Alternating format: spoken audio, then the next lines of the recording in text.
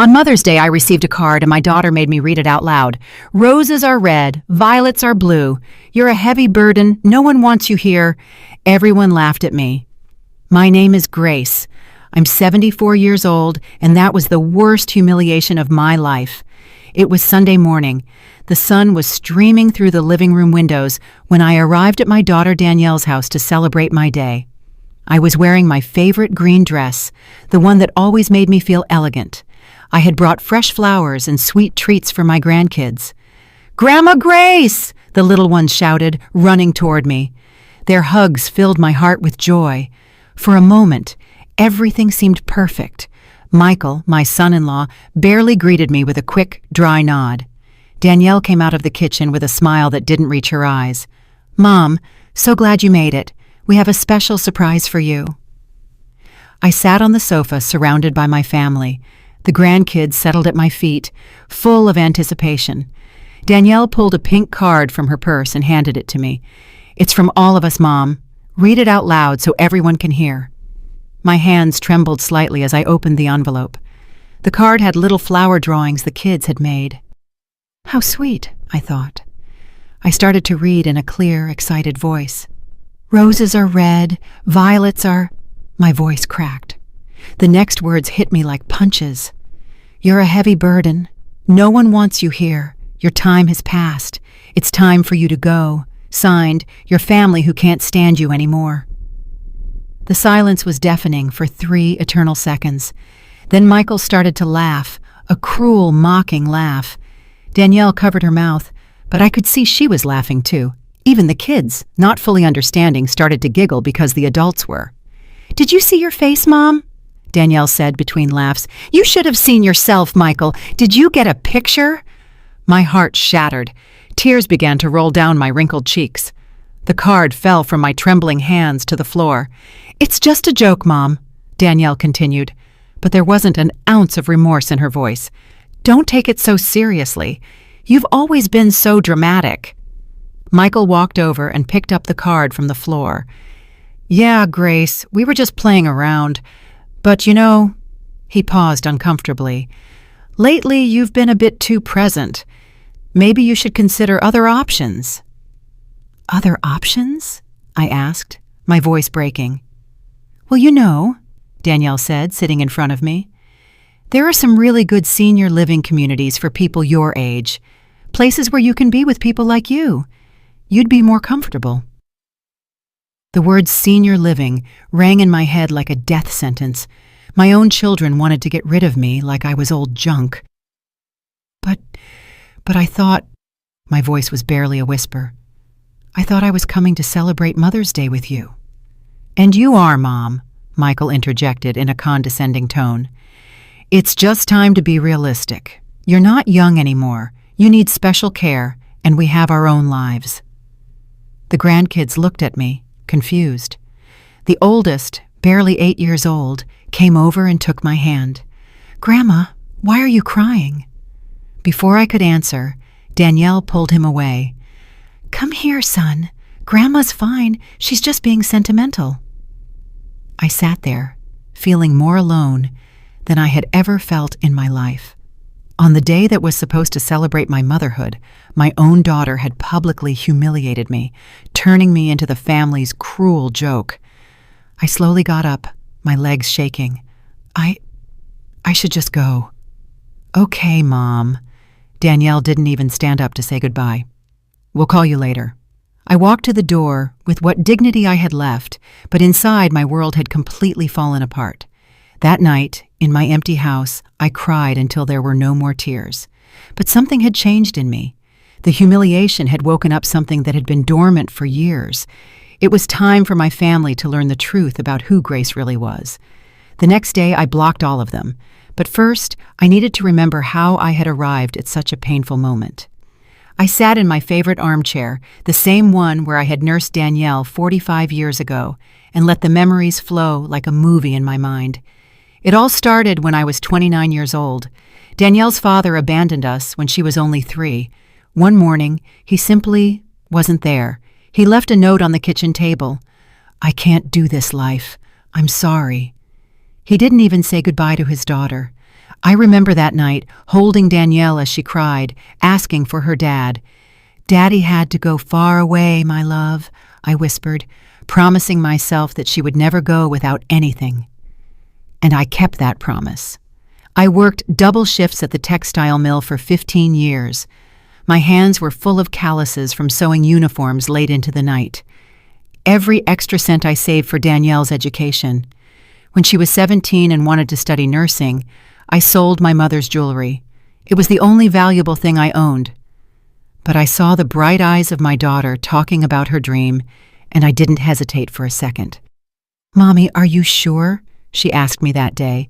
"Completely sure, my love. Your education is the most important thing." During her 5 years of university, I worked weekends cleaning offices. I would come home with a wrecked back. But when I saw Danielle studying at the dining room table, it was all worth it. The day of her graduation, I cried with pride. "We did it, Mommy," she said, hugging me tight. "This wouldn't have been possible without you." Later, she met Michael. At first, I liked him. He was polite, hardworking, and seemed to genuinely love her. When they got married, I paid half of the wedding. It was $12,000 that I had saved for years, but I wanted my daughter to have the wedding of her dreams. "Mom, this is too much," Danielle protested when I handed her the check. "Nonsense," I said, smiling. "It's the most important day of your life. You deserve it." When they bought their first home, I gave them the down payment, $25,000. It was all I had saved, but seeing them happy in their new home filled me with satisfaction.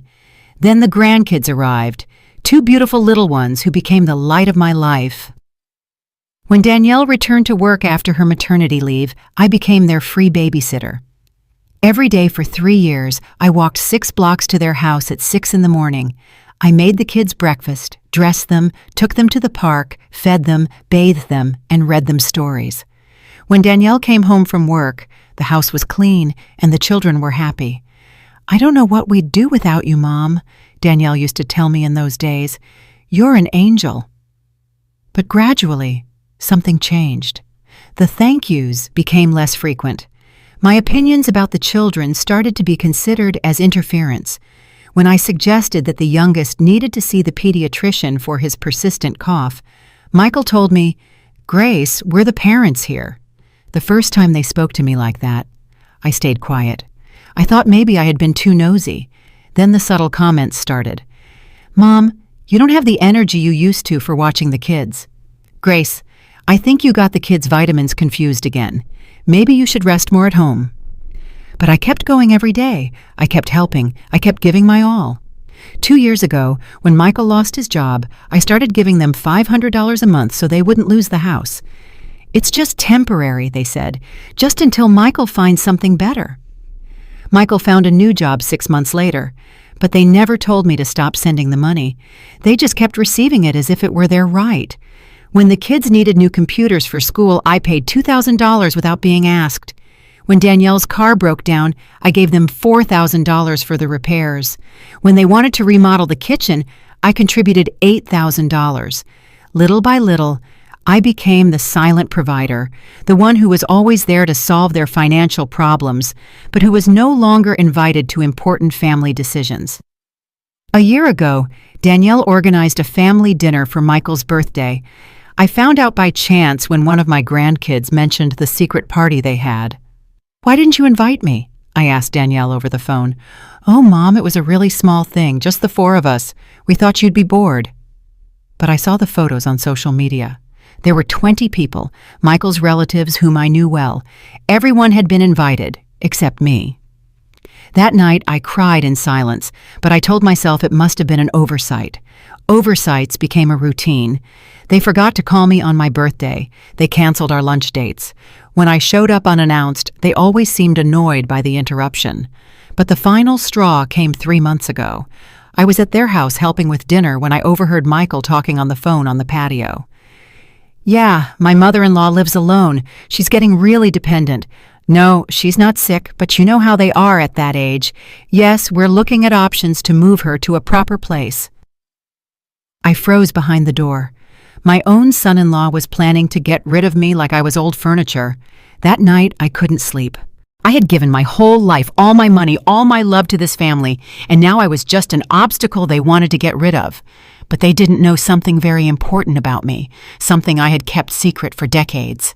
My mother, before she died, had told me about a family property in Nassau, Bahamas, that I inherited when I turned 70. It was a beachfront condo that had been rented out for decades. The money had been accumulating in an account I never touched. I also had investments I made with the inheritance from my Aunt Lucille, who died childless and left everything to me. Bonds, stocks, certificates of deposit, money that grew quietly while I lived on my modest Social Security check. In total, I had almost $400,000 that my family knew nothing about. They thought I was a poor old woman living on government handouts. They didn't know I had been discreetly funding their comfortable life for years, not out of need, but out of love. But after the humiliation of Mother's Day, something inside me broke forever. It was time for them to learn Grace's true value. That cruel card was my wake-up call. I stayed up all night on Mother's Day, holding that card in my trembling hands.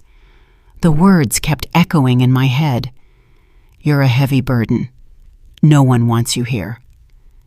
But as the tears dried on my cheeks, something strange started to happen. The sadness transformed into something more powerful: clarity, determination. For the first time in decades, I saw my situation with complete honesty. I wasn't a burden. I was the one keeping them afloat. I slowly got up and went to my bedroom. I took a wooden box from my dresser that I hadn't opened in months. Inside were all my important documents: bank statements, deeds, investment certificates. As I looked through the papers, I did some mental calculations that took my breath away. In the last 5 years, I had given Danielle and Michael exactly $67,000. $67,000 that they received as if it were their natural right, while they treated me worse and worse. The down payment on their house, $25,000. The wedding, $12,000. Monthly help for 2 years, $12,000. The kids' computers, $2,000. The car repair, $4,000. The kitchen remodel, $8,000. And hundreds of small expenses that added up to $4,000 more. Meanwhile, I was still living in the same modest house, wearing the same green dress on Sundays, walking to the grocery store to save on gas. But that wasn't what hurt the most.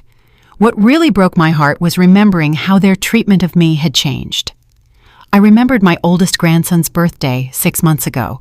I had arrived early to help decorate, as I always did, but when I knocked on the door, Michael opened it with a look of annoyance. "Grace, the party doesn't start until 3. Why are you so early?" "I thought I could help with the preparations," I said with a smile. "We don't need any help. Danielle has everything under control." Behind him, I saw his mother, Brenda, hanging balloons in the living room. She had been invited to help. I was treated like an unwelcome guest.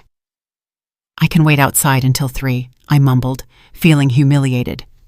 "Don't be dramatic, Mom," Danielle said, appearing from the kitchen, wiping her hands on an apron. "You can stay, but don't get in the kitchen. You know you get confused with recipes." I got confused with recipes? Me, who had cooked for that family for decades? That day, I sat in a corner of the patio like a stranger at my own grandson's party. I watched as Brenda helped with the food, as the other guests complimented her on the cake she had baked. Meanwhile, I, who had paid for half the expenses of that party, was completely ignored. When it was time to sing Happy Birthday, I stayed in the back while everyone formed a circle around my grandson. No one noticed I wasn't in the family photos. Later that night, my grandson came up to me as I was discreetly picking up some dirty plates. "Grandma, why were you so quiet today?" "I was just tired, my love," I lied. "Grandma Brenda says you're too old for big parties." The boy's words cut through me like knives. Brenda, who was only 3 years younger than me, was telling my own grandkids that I was too old. But even after that humiliation, I kept giving them money, kept helping, kept hoping things would get better. How foolish I had been. I also remembered last Christmas. I had bought expensive gifts for everyone. A new bicycle for the oldest grandson, a tablet for the youngest, French perfume for Danielle, a power tool Michael had mentioned wanting. I spent almost $3,000 on those presents. On Christmas Eve, I arrived with my hands full of beautifully wrapped packages. The kids ran to me, excited, but Danielle quickly called them over. "Kids, put Grandma's presents under the tree with the others. We'll open them all together tomorrow." My gifts got lost among the mountain of packages they had bought themselves. When it was time to open them, no one mentioned who had given what. The kids vaguely thanked everyone for their gifts, but the most painful part came afterward. I had also brought a special gift for Danielle, a pearl necklace that had belonged to my grandmother. It was an antique piece, valuable and full of family history. "Mom, it's really pretty," Danielle said without even trying it on. "But you know I don't wear a lot of jewelry. Maybe you should save it for when the grandkids are older." She handed the box back to me without even opening the clasp to see the pearls up close. I had imagined that moment for months, thinking about how my daughter would look wearing the same pearls that had adorned 3 generations of women in our family. That night, in my empty house, I cried, hugging the little pearl box. It wasn't the monetary value that hurt. It was the total indifference to something that came from my heart. But the final straw came 2 months ago when I got the flu. I was in bed for a week with a fever of about 102 degrees. I couldn't cook, could barely get up to go to the bathroom. I called Danielle to ask if she could bring me something to eat, or at least ask how I was doing. "Oh, Mom, we're so busy right now. Michael has a big project at work, and I'm on a double shift at the hospital. Can't you ask a neighbor?" "But honey, I can barely walk." "Mom, you're not a little girl anymore. You have to learn to take care of yourself. We can't come running every time you get a cold." A cold. I had a high fever, and she called it a cold. She hung up and didn't call back all week. It was Mrs. Johnson, my 82-year-old neighbor, who brought me homemade soup and made sure I took my medication. A woman I barely knew showed more concern for me than my own daughter. When I finally recovered and returned to my routine of visiting my family, no one asked how I had been. It was as if that terrible week had never happened.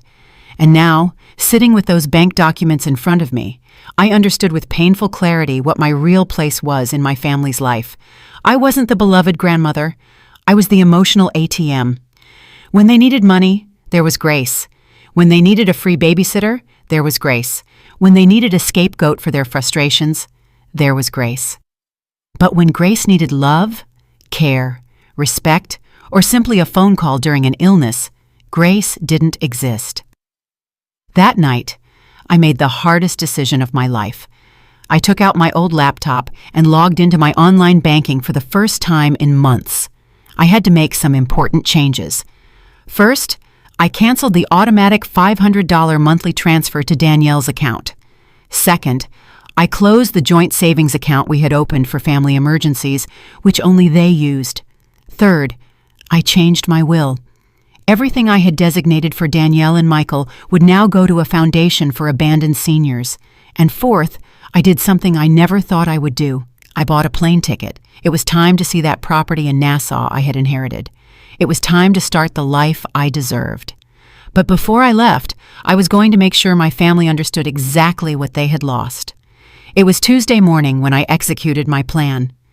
I had slept for only 3 hours, but for the first time in years, I felt completely awake, completely determined.